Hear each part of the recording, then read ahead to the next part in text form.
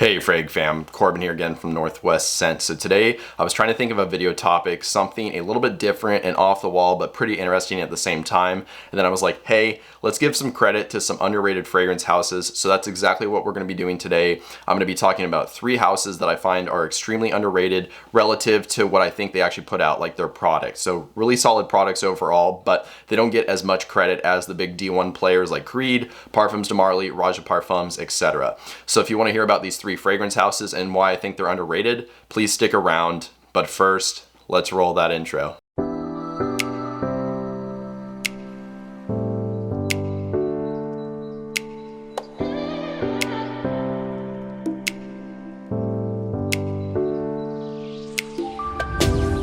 Alright guys, welcome back from the intro. And like I said, we're going to be talking about 3 underrated fragrance houses. Now this topic is somewhat of a matter of opinion just because there's not a specific way to gauge if something is truly underrated, or you can't put a number on it, anything like that. But these are houses where the products are usually pretty solid at a relatively considerable price, but there's not as much talk behind these houses as some other larger houses. So with all that out of the way, let's get into the first house.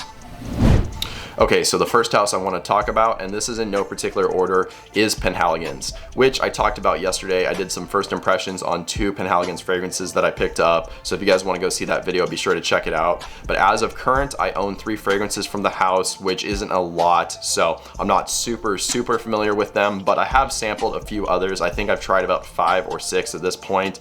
And what I can say is from my experience with the fragrances that I've not only sampled, but the ones that I own and that I've worn, I think the house is really solid, and they actually put out pretty high quality products. So there are some niche houses where they have a history, they've been around a long time, and they are very popular, and because of that they can get away with doing some more designer-ish or designer style fragrances. And what I mean by that is stuff that isn't super unique, and maybe it's a little bit more on that mass appealing side and not the traditional niche side. But this house, I think they put out niche quality products. They do smell high quality. None of them are like disgusting, at least from the ones that I've tried. They don't have like some really weird scent structure to them, but they do have a niche aspect to them where they're very situational smelling and they're very high quality at the same time. Like I said, they do smell high quality. They smell like they're using a lot of naturals in them.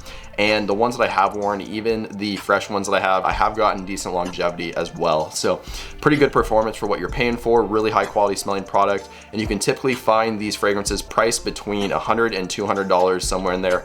I know that the Portraits collection is a little bit more expensive. I think they're around like the $250 range, but outside of that, a lot of the fragrances are reasonably priced when you consider that they are niche fragrances and they do smell very high quality.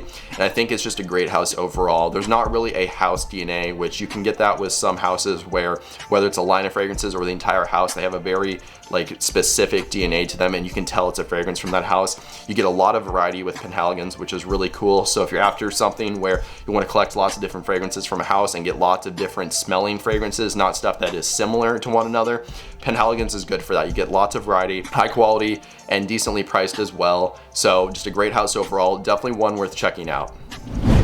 Okay, so the next house I want to talk about is Diptyque, which, similar to Penhalgens, this is another fragrance house that puts out, in my opinion, very original fragrances for the most part, stuff that smells pretty decent, but not only that, very reasonably priced and high quality as well. What's unique with this house is the fragrances tend to have a lighter nature to them, so even if it's a fragrance that is focusing on some darker, more resinous notes, maybe, you know, like I said, resins, tobacco, stuff like that, they manage to make it airy in a way where it seems dense, but it has like this lighter, more like volume kind of nature to it, and it just has like a uniqueness to it because of that. A little bit quirky.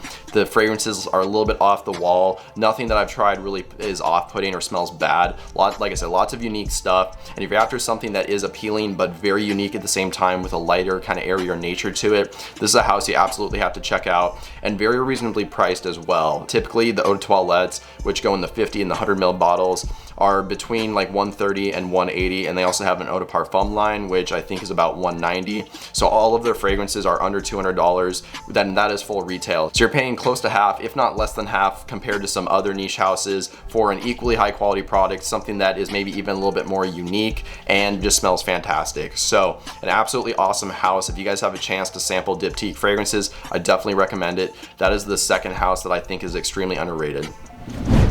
Okay, so the last house we're going to be talking about here in this video is Koen Garcon's, which technically they are a designer house. I know I said that all the houses in this video are niche, but I do kind of consider Koen Garcon's niche just because of the price, which is a little bit more expensive for a designer fragrance, but I think they're very reasonably priced for a niche fragrance. They do actually smell very niche in quality and as far as uniqueness goes, and the presentation is pretty off the wall as well. Very unique. I think it is a high quality presentation as far as the bottle goes, and not something that you would typically see a designer house put out. Now, the unique thing with this house is a lot of the fragrances center around some kind of woody note or accord. So if you like stuff that smells green, woody, maybe almost like the forest in a way, this is absolutely a house you need to check out. They have lots of woody centric fragrances, but even their other fragrances that are trying to focus on something else typically utilizes some kind of woody note or accord. Now, like I said earlier, very unique. They tend to take a spin on a specific note, or they even try and focus on some kind of material. So they do have fragrances like black pepper, which of course focuses around the note of black pepper. There's more to it than that, but it's very realistic. They have a fragrance called copper. They have a fragrance called concrete. I mean, it keeps going on and on. They have a Wonderwood fragrance, which is just all the woody notes you could think of put into one fragrance. Absolutely fantastic, and they always nail what they're going after. And like I said, they do smell extremely high quality, which is another reason why I consider them more of a niche house. Very high quality, very natural fragrances, and very unique at that. So if you're after a house that is a little bit quirky, but very realistic smelling, and they focus on something that is very unique and specific, not just a very broad set of notes, then you should really check out this house. As far as pricing goes, like I said, typically they're in like the low 100 range, so maybe like 110, 130, somewhere in there, and you don't really see any of the fragrances get much more expensive than that. And I think for what you're getting, it's absolutely worth it. The only knock I can really say for this house is in general that they do not perform very well, but they do smell really nice, unique, and that's why I like them so much. So check out this house if you guys want something that is quirky, but very high quality and natural smelling at the same time. Well, there you guys go. Those are 3 fragrance houses that I find are extremely underrated, and I think that more people here in the fragrance community should really check out. And I hope you guys enjoyed this video. And if you did, or if you found it helpful or useful, I would really appreciate dropping a like just to show your support, and then that way more people can see my videos on YouTube. Additionally, if you want to write a comment, maybe just let me know your thoughts, as well as some new video ideas or topics, that would be great too. And since you're down there doing all that stuff, if you've not already, if you could hit the subscribe button and then the bell notification, that would be amazing.